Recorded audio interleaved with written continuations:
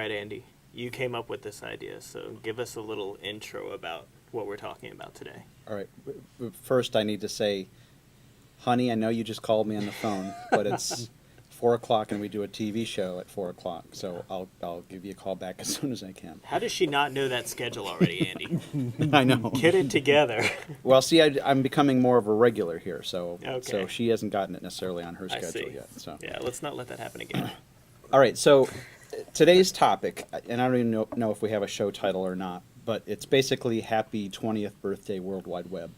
Happy birthday. Happy birthday. Yeah, exactly. Next year is going to be fucking awesome. Exactly. Coming of age. Bar crawl. That's a great idea.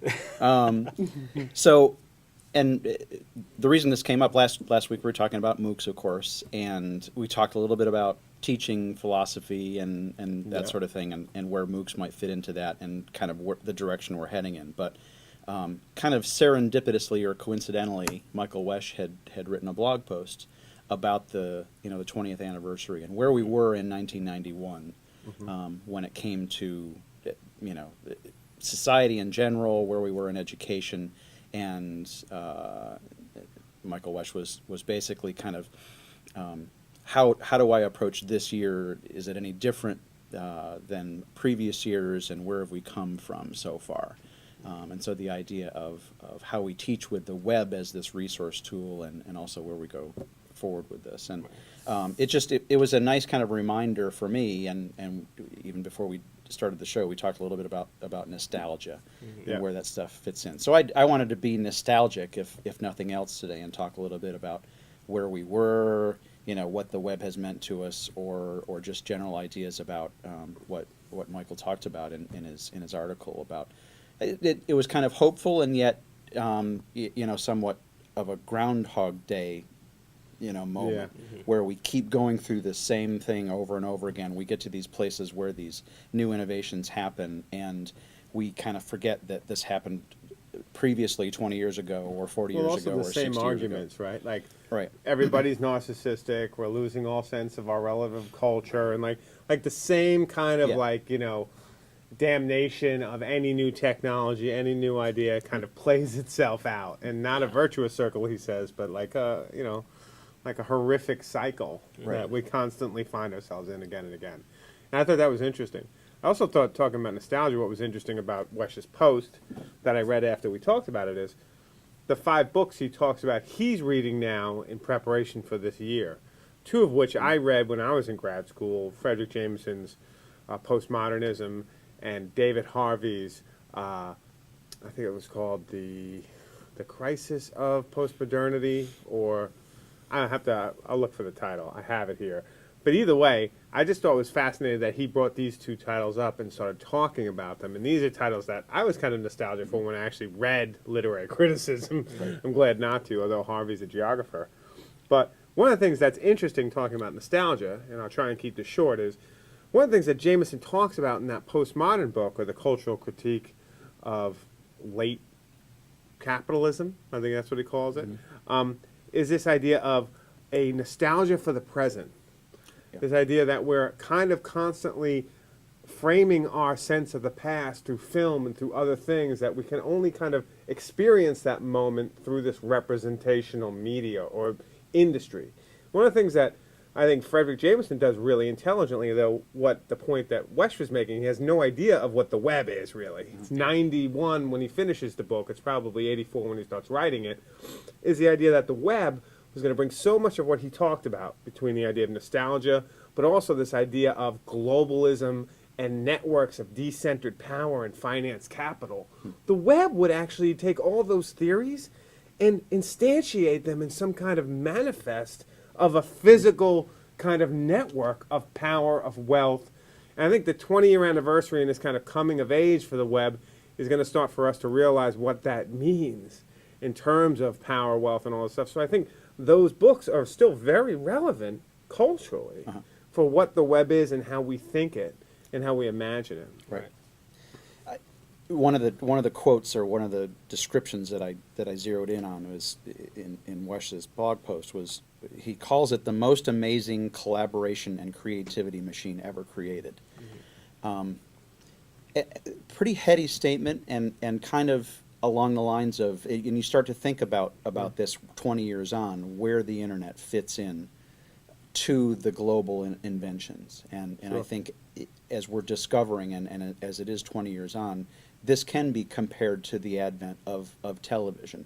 And before that, the advent of film, if you want to, or at some point you get back to, Gutenberg and that sort of thing. It's almost the advent of an epic.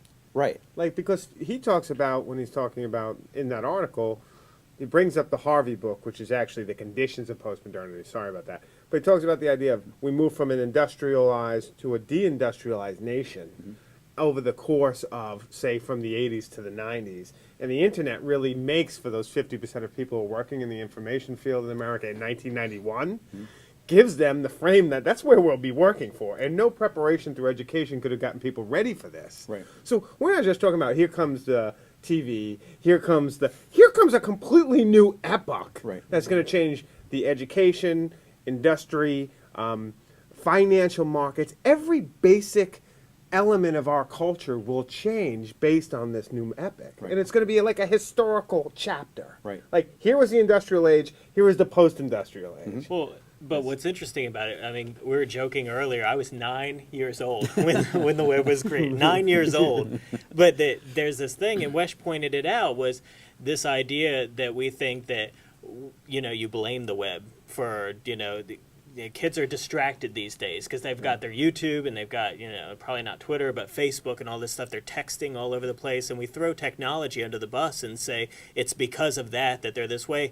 Yeah. And he points out, rightly so, that in 91, in the 80s, kids were distracted back then. Right. I mean, we had MTV. They had that stuff anyway. So right. And that's what academic arguments often do. Yeah. They often bring into this wider spectrum of hey, if you just read back on 50 years ago or even 20 years ago in our case, it wasn't that different. There are some different particularities that the web offers. And I think what's interesting about these particularities is that what we see in Wesch's argument, well, not in Wesch's argument, but in the books that he's referring to, is that what the web provides us is the metaphor that those thinkers were looking for. Yeah. Like the embodiment of that decentralization of power and of global capital and of all these things. Well, the web actually was that. And as it matures, all the theory of postmodernism became embodied in this completely new medium that is in many ways epic and of a new epoch. Right. You know what I mean? It's amazing that those, for me, the works he talks about completely build into how we start to think about that medium that we didn't have the language and, more than that, the experience of being a part of. Right. Or at least most people did. And I think what this in some ways gets at is the idea that we are now living in the internet. Everything that we decide and go forward with our lives in many cases, the internet touches. I've had several conversations recently with teachers and educators about, so how does the internet change your life, and how are things been different? I had a conversation with someone else about retail and, looking for jobs in retail and the idea, is retail going to exist in a few years? Is it all going to be done online? How much will be retail and how much will be service-oriented things? And, countless subjects and areas, niches, and that sort of thing going forward. Is like, how is the internet going to impact that sort of thing? Well, and that draw right back to it of, I think of when the airlines started getting wireless access, and there were certain people, of course, that said, well, damn, I mean, that was the one time where I didn't have to check my email, was if I had a flight for 4 hours. I could get away with saying I'm not connected because I'm in the air, and now that's going away. It's going to get to this point where it's like you're always connected. Well, yeah. Go ahead. Well, there's also the question that I think both of you are bringing up, like how it's going to change the work we do, how it's going to change this idea of convenience. And I think one of the things that Wesch is bringing up in that article that's kind of really striking is we haven't really thought of it beyond that. Yeah. Beyond the financial, beyond the kind of economic, behind the idea of convenience. Like, we haven't let go of some of our individual notions of what we need, what convenience is and stuff. Start to really collaborate on a completely different level, through a completely different medium. Yeah, and the whole idea that what the internet has done is that we've kind of foisted our culture onto it as much as it has provided us with new ideas and new ways of communication. I mean, it's become this social thing, and we're back to digital storytelling. You know, we're back to the storytelling idea. Everybody can share their stories, and this is, I mean, we've got 4 minutes left or whatever, but this is one of those areas that, to me, you know, is a whole semester long worth of material to see how the internet has impacted our lives. I mean, Jeff McClarkin, who was a professor at UMW, is doing a history of the information age. But like we were saying earlier before the show, I'd like to see just a 20-year compact history of the last 20 years of the web, and really get deep into what that's meant and where the web has developed. Because there have been so many talks about the web is dead, or you know, we've talked about it even, are iPhones, iPads killing the web? You know, is the internet going to live, but the web just dead? Sure.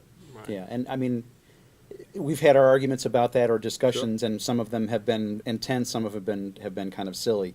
But you just, I mean, it's almost like the internet is just so overpowering that, you know, none of that stuff matters, and it just will kind of change into what we morph it into, and instead of any one company kind of taking it over or trying to monopolize it. So I'm pretty optimistic about it. I certainly agree with his statement about the, you know, this creativity of the machine, because it's become obvious that that's where it is. Is there any hope? You know, I read about, okay, back in 1991, we had this idea of this industrialized classroom, you know, the rows and the columns and stuff. And now, even as we tour the Monroe building, a lot of the classes we walk into, and there's those same rows and those things. Is there any hope, or is it false for us to hope that the web or the internet is going to help us break away from some of that, or is it just... I think there is, simply because there's more information and there's more exposure to other people and doing things differently.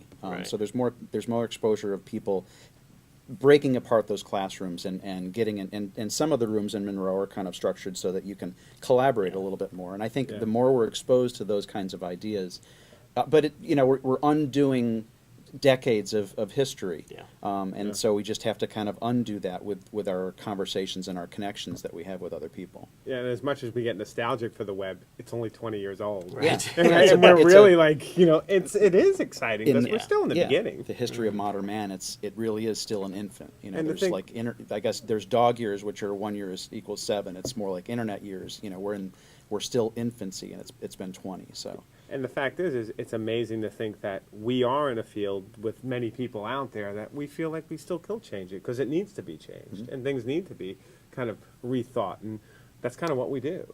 Yeah. I mean, that's awesome. Yeah, and the half-life for technology is constantly, you know, changing to the point where it's like the time to certain adoption of technologies, to the CD, to the web video, to all this stuff is just dropping down closer to where it just feels like stuff is instantaneous, like stuff is happening and moving so quickly all around you. We just got to keep our garlic around our necks, and keep the corporate vampires as far away from education as possible. Well, another encouraging part of Michael Wesch's post was another quote that I wanted to get out. It was to be a part of the journey, meaning teachers and instructors, be a part of their journey and help them find meaning and purpose in an oversaturated, fragmented, and distracting world full of self-indulgent temptations. And again, it gets to that idea about not standing in front of the classroom and being the font of all knowledge, you know, helping them and guiding through this kind of torrent of information, and being there to you know, problem solve and have them do real world projects, and a lot of that information can be garnered from the internet, and then students can then contribute it back and you know, create something even better than what we started with. And that's also part of this idea of infancy. It's like the form's in its infancy. We're in front of these webcams being narcissistic because we don't know what it means yet. I don't think it's bad. I mean, I think it's often like, you know, everyone's like poo-poo. It's like, no, it's like film from 1900 to 1910 was finding its form. Yeah.